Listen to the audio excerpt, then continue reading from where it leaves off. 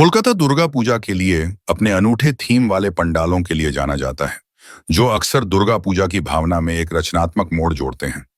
ऐसे ही एक पंडाल को कोलकाता अंडर वाटर मेट्रो के तर्ज पर बनाया गया है।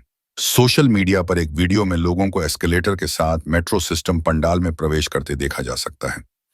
यह पंडाल कोलकाता मेट्रो रेल के 40 साल पूरे होने का जश्न मनाने के लिए बनाया गया है,